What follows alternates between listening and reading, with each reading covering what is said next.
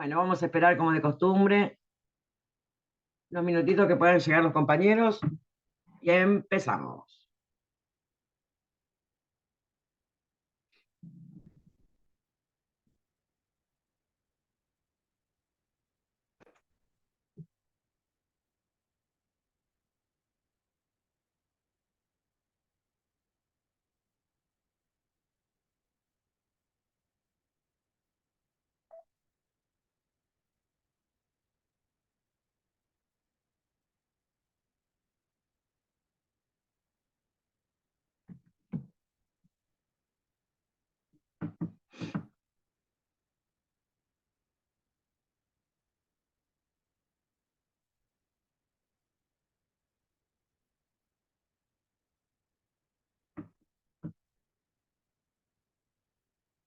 Hola Andrea,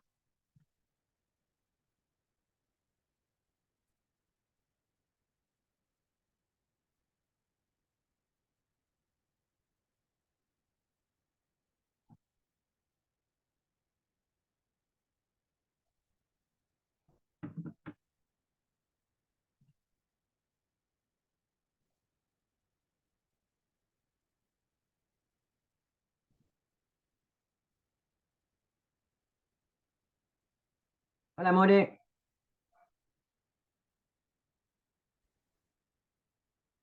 hola Erika,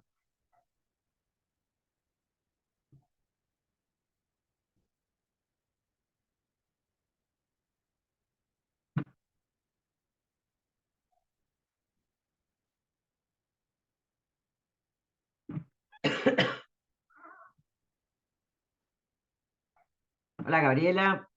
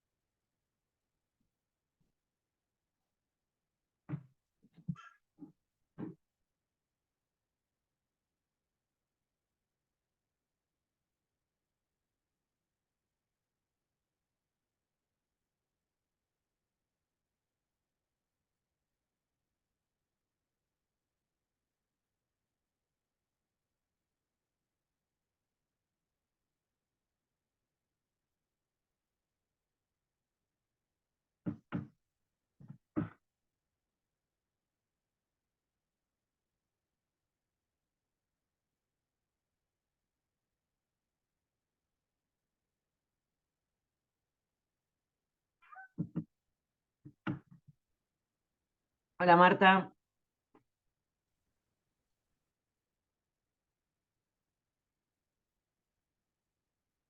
hola Mica,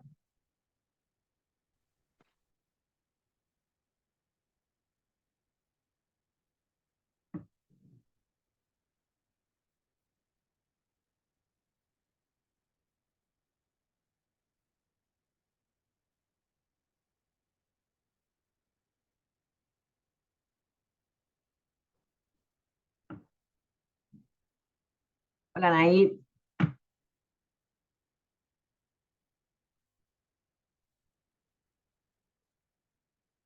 buenas, buenas. Primero que nada, muchas gracias por los saludos del otro día.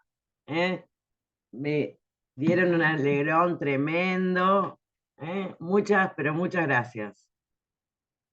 Bien, ya vieron que, o sea, la semana pasada habíamos arrancado con lo que era un poco toda la parte de la introducción, de todo lo que era la parte de metabolismo. Hoy obviamente vamos a ver una de las patologías, que es precisamente la parte de diabetes. Una de las patologías, hola Ana, bastante frecuentes en la farmacia. Y seguramente alguno de ustedes conoce a alguien que tenga diabetes. ¿Alguno de ustedes conoce a alguien? Cuéntenme, cuéntenme.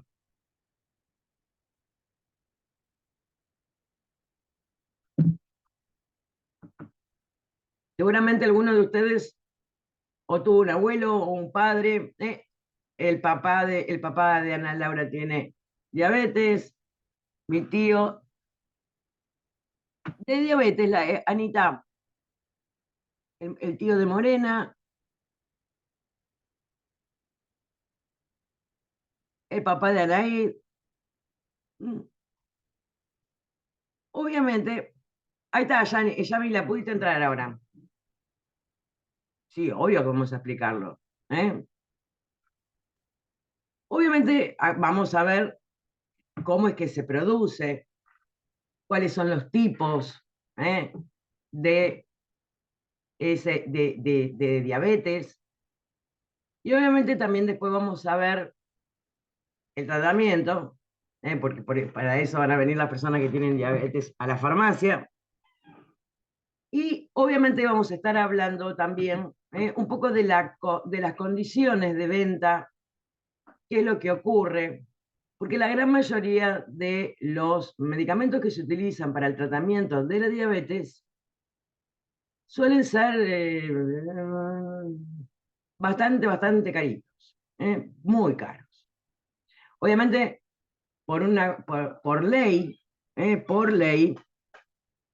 obviamente, la farmacia, a aquellas personas, hola Daniel, a aquellas personas que vengan con una receta por su obra social, vamos a ver que en determinados medicamentos van a ser de entrega gratuita y algunos van a tener un 70% de descuento. ¿Mm? Entonces vamos a ir viendo, obviamente, toda esa parte que va a estar relacionada ya con el trabajo directamente en el mostrador de la farmacia, pero, también vamos a ver que, primero vamos a ver por qué se produce, cuáles son los tipos. Si no, es medio complicado poder entender un poco por qué se usan ese tipo de medicamentos. A ver, aguárdame un segundo. Hola, Alan. Vamos a ir primero vamos a ver qué es la diabetes. ¿Eh? Cuando nosotros hablamos de diabetes, estamos hablando de la cantidad de azúcar que hay en sangre, por decirlo de alguna manera. La diabetes se va a caracterizar porque la glucosa, el azúcar en la sangre está aumentada. Pero vamos a ver primero de dónde sale ese azúcar y obviamente, qué es lo que... no pasa nada, Daniel. Estamos recién empezando, quédate tranquilo. Vamos a ver para qué sirve, por qué, de dónde sale ese azúcar. En realidad, los hidratos de carbono, que es uno de los tantos nutrientes que nosotros consumimos todos los días en forma de harinas y todo lo que obviamente esté fabricado con harinas, azúcar y todo lo que todos los alimentos que contengan azúcar, obviamente cuando se absorbe, nosotros lo consumimos, cuando llega al intestino, se absorbe y pasa al torrente sanguíneo. ¿Por qué va a pasar al torrente sanguíneo? Porque, bueno, esos hidratos de carbono, el cuerpo, las células de nuestro cuerpo lo van a utilizar como fuente de energía. Esa glucosa que consumimos, esos hidratos de carbono, glucosa e hidratos de carbono son sinónimos, que consumimos con los alimentos, una vez que ingresaron a nuestro organismo, van a servir, vuelvo a repetir, para que la célula consiga la energía para que pueda cumplir con todas sus funciones. Vendría a ser como la nafta que mueve a nuestras celulitas. ¿Qué es lo que ocurre? Los hidratos de carbono ingresan al torrente sanguíneo y gracias a que la sangre puede bañar, puede llegar hasta el último rincón de la sangre, va a ser transportado precisamente por la sangre, para que pueda llegar a todas las células. Pero para que pueda entrar, para que la glucosa pueda entrar a la célula, necesita de la insulina. La insulina es una hormona que produce el páncreas, que también viaja en la sangre y que cuando llega, digamos, a la célula, para poder permitir el ingreso de la glucosa que está en la sangre, pero ahora tiene que ingresar a la célula, es como que la insulina es una especie de llave que me va a abrir esa puerta. Después vamos a ver precisamente que la diabetes se puede producir porque no hay insulina o porque están dañados los receptores para la insulina, que vendría a ser como la cerradura. Yo para poder abrir la puerta tengo que tener la llave, pero también tengo que tener la cerradura que funcione correctamente para poder abrir esa puerta. Esto es el mecanismo normal, de la manera en la cual los hidratos de carbono ingresan a la célula. Cuando los hidratos de carbono no pueden ingresar a la célula, ¿qué es lo que ocurre? La célula se queda sin energía. ¿Por qué? Porque toda la glucosa, todos los hidratos de carbono van a estar acumulados en la sangre. Porque, vuelvo a repetir, ese mecanismo que permite abrirle la puerta para que pueda ingresar a la célula está dañado. Entonces, obviamente, se va a ir acumulando en la sangre. Y precisamente de eso se trata la diabetes. Es el aumento de la glucemia. O sea, de la glucosa en sangre.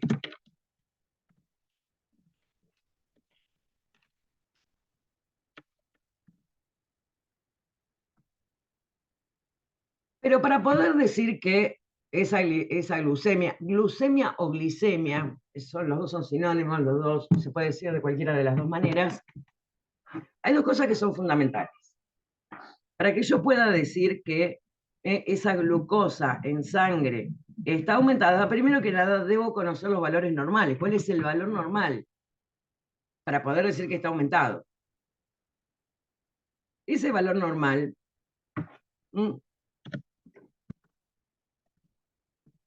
es entre 70 y 110 miligramos de glucosa por decilitro de sangre. Ese es el valor normal. Cualquier persona que tenga un valor de glucemia superior a 110, ahí está aumentado. Pero todavía no podemos decir exactamente que esa persona tiene diabetes. Porque, ¿qué es lo que ocurre? Vamos a suponer que yo comí hace una hora. Todavía no tuvo tiempo, esa glucosa que entró a la sangre, no tuvo tiempo de distribuirse por todo el cuerpo.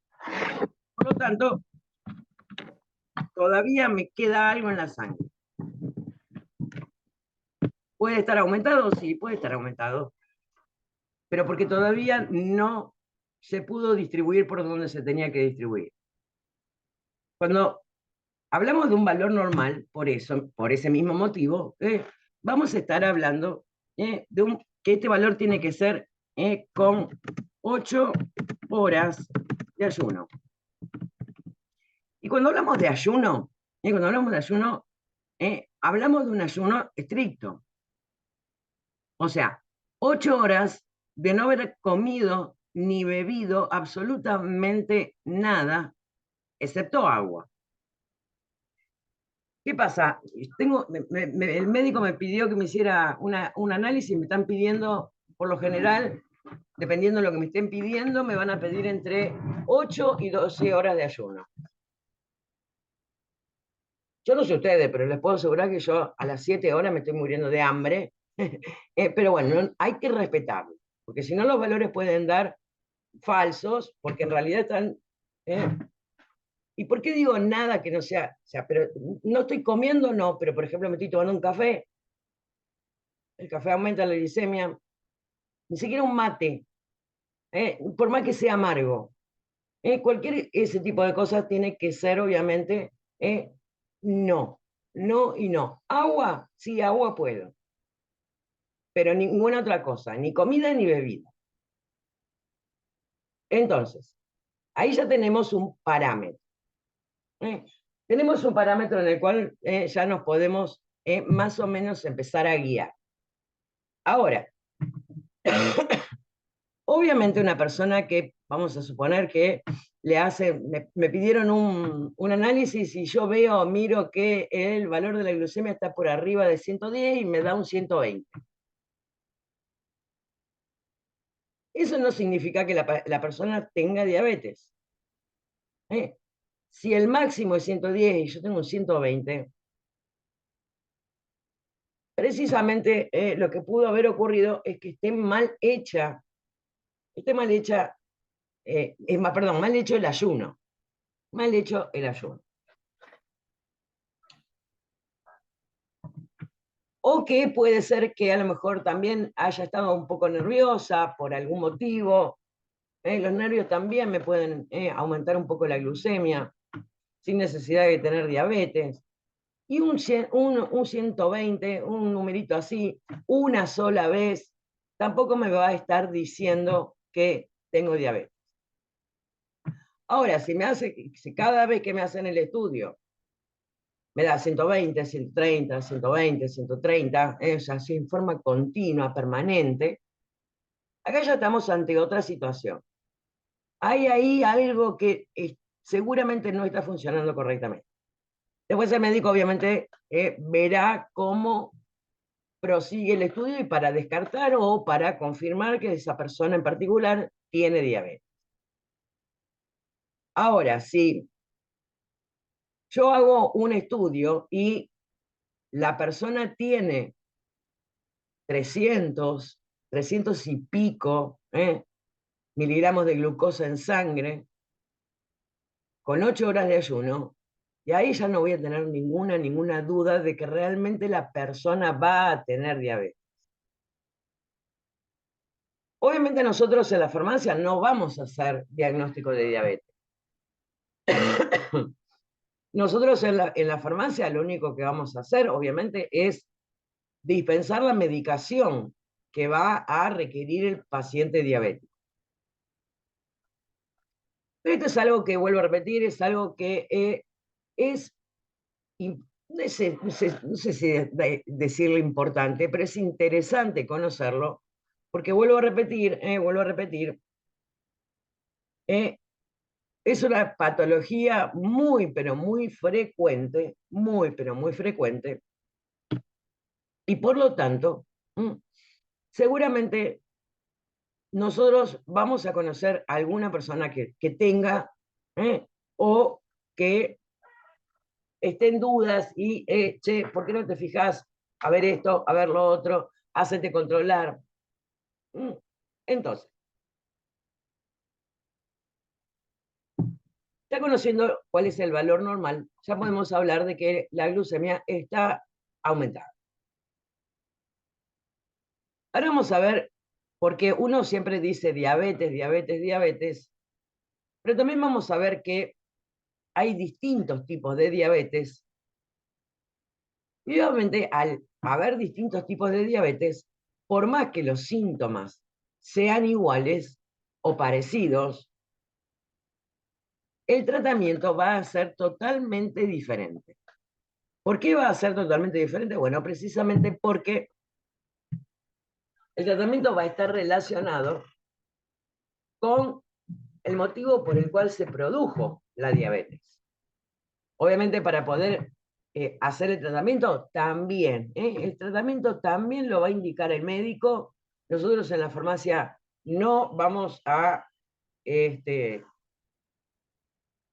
dar ningún medicamento, porque obviamente eso le corresponde al médico, pero es interesante, vuelvo a repetir, conocer todo esto y qué pasa y por qué algunas personas usan insulina, por qué otras personas toman medicamentos orales. Y esto va a salir básicamente de la fisiopatología. O sea, ¿por qué se produce la diabetes? Entonces vamos a ver precisamente ahora cuáles son los tipos de diabetes y qué es lo que pasa, qué es lo que ocurre, por qué se produce esta enfermedad. Tenemos lo que se conoce como diabetes 1, que en la cual es una enfermedad autoinmune. Esto quiere decir que el propio sistema inmunológico destruyó esa partecita del páncreas, porque la insulina se produce en el páncreas, en una región especial que se llama islotes de Langerhans, que tiene unas celulitas que se llaman células beta. Entonces, el sistema inmunológico, perdón, destruyó, atacó a esa partecita del páncreas y, por supuesto, se dejó de producir insulina. El cuerpo dejó de producir insulina. Por lo tanto, va a haber un déficit total de insulina.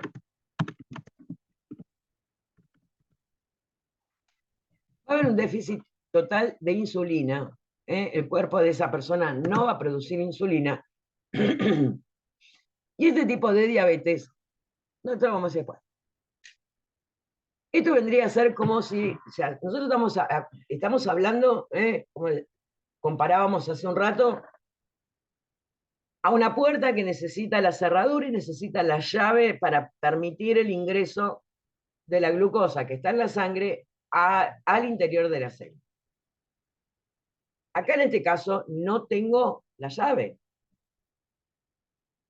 Y al no tener la llave, esa puerta no se puede abrir.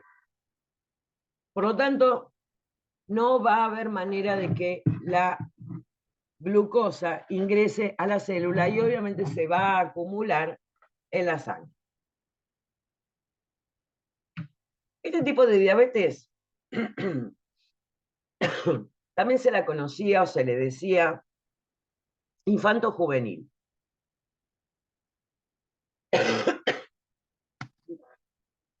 Tengo en mi garganta que es una porquería. ¿Por qué se la conocía con ese nombre de infanto juvenil? Porque la gran mayoría de los pacientes que desarrollan diabetes de este tipo, diabetes 1, diabetes autoinmune, la mayoría son niños o adolescentes. Después esa categorización se sacó porque se descubrió pacientes más grandes que también desarrollaban este mismo, exactamente igual, también autoinmune, también con un déficit total de insulina, como que perdí la llave, esa puerta no la voy a abrir, no le voy a poder abrir nunca hasta que vaya y consiga una llave nueva. En los pacientes adultos que desarrollaban lo mismo, se lo conoció como LADA. Esto significa también diabetes autoinmune latente del adulto.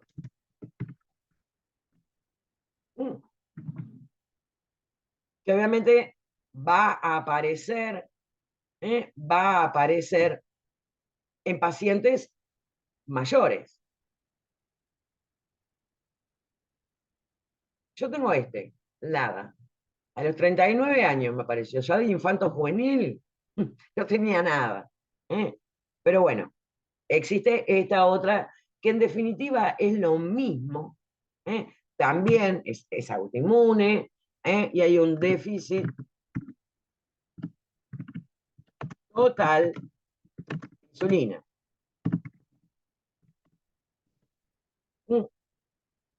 Que en definitiva, las dos son iguales, nada más que se lo diferencia así por la edad de presentación de los pacientes. Si son niños, adolescentes, se le dice diabetes tipo 1. Si es un paciente mayor, o sea que ya pasó la adolescencia, por lo general se lo va a llamar LADA. Pero en definitiva es exactamente igual. Obviamente, como estos dos grupos de personas no producen absolutamente nada, pero nada de insulina, obviamente el tratamiento va a ser sí o sí con insulina, como reemplazo.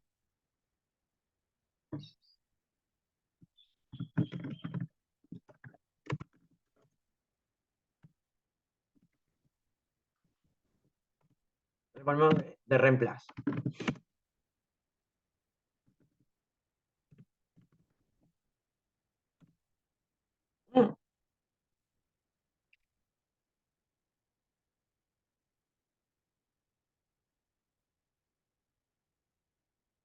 Vamos a guardar un momentito que justo llegaron un par.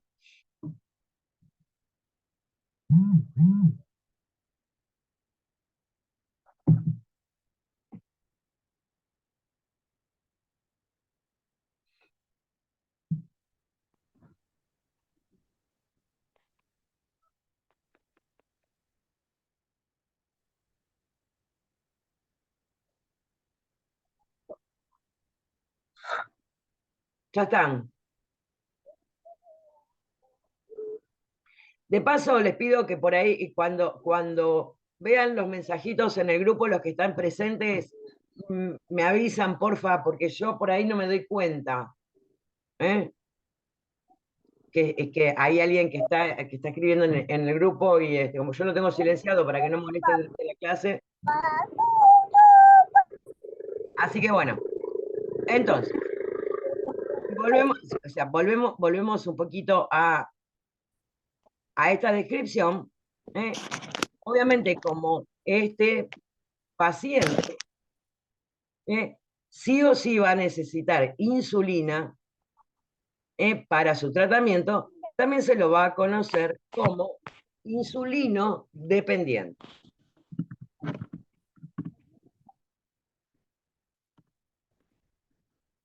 O sea, que va a depender de la insulina, su tratamiento va a depender de la insulina. Ahora, también...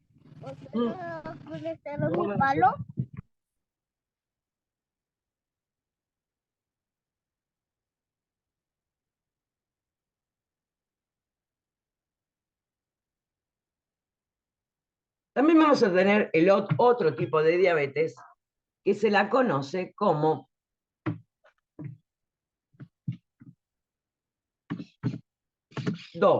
diabetes 2. Acá no hay ningún tipo de problema con el páncreas. El páncreas produce insulina, pero lo que está dañado, el daño, está en los receptores para la insulina. Es como si en este caso se nos hubiera roto la cerradura. Ahora, ¿qué es lo que ocurre? Vamos a poner la diabetes tipo 2, que hay el daño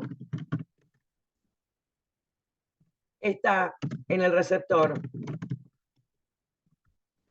para la insulina. También se lo conoce como resistencia a la insulina.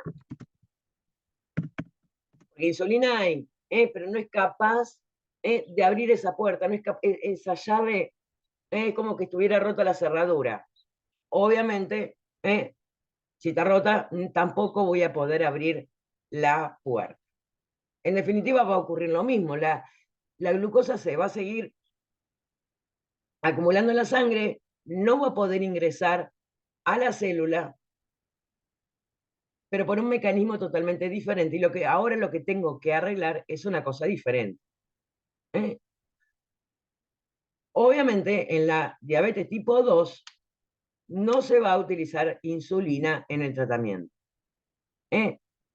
Se van a utilizar fármacos vía oral, que se van a conocer como hipoglicemiantes orales. Hipo, baja, glicemiante, es que bajan la glucosa en sangre. ¿Por qué orales? Porque la insulina, de la única manera que se puede aplicar es inyectable. En cambio, estos fármacos que también van a disminuir la glicemia por un mecanismo diferente, van a ser fármacos que se van a administrar vía oral. Este tipo de diabetes tipo 2, también antes se la denominaba del adulto mayor. Esa denominación también se sacó, ¿por qué? Porque también se descubrió gente más joven, no niños, pero sí gente joven, no del adulto mayor nomás, que también tenían este tipo de diabetes. Y que por lo general, tenían o sobrepeso u obesidad. Estaba más relacionada con el sobrepeso, con la obesidad, y por lo tanto no tenía nada que ver la edad. Y no queda solamente un tipo de diabetes, que es la diabetes gestacional.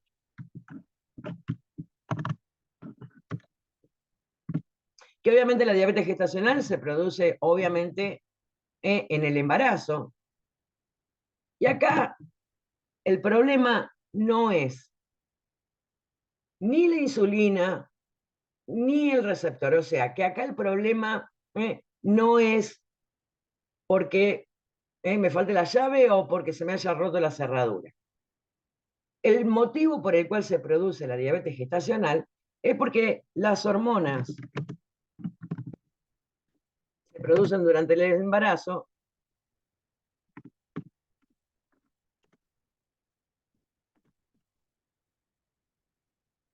aumentan la glicemia.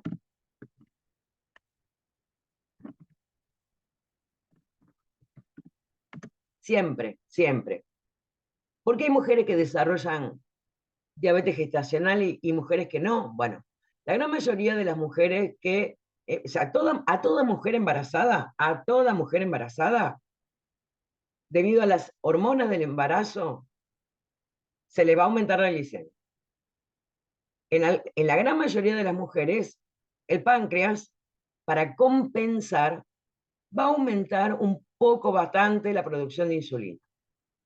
En cambio, en las mujeres que tienen un páncreas que es medio vago, que no aumenta la producción de insulina, obviamente se va a producir la diabetes gestacional. El tratamiento de la diabetes gestacional también lo va a determinar el médico, y se pueden utilizar algunos hipoglicemiantes orales, o también se puede utilizar insulina, y eso obviamente lo determinará el médico. Ahora, si nosotros tenemos que hablar de futuro a futuro, ¿qué es lo que va a ocurrir? Tanto la diabetes tipo 1 como la diabetes tipo 2, el LADA, todos estos tipos de diabetes no se curan. Una vez que te la diagnosticaron, se va a tener que tomar la medicación de por vida. En cambio, en la diabetes gestacional, una vez que se produce el parto, sobre todo el alumbramiento, que es cuando sale la placenta, todas esas hormonas del embarazo desaparecen. Entonces, el motivo por el cual, obviamente, se produjo ese tipo de diabetes, desapareció. Es la única que podríamos decir que se cura. Bien, eso básicamente es por qué se produce cada uno de los tipos de diabetes.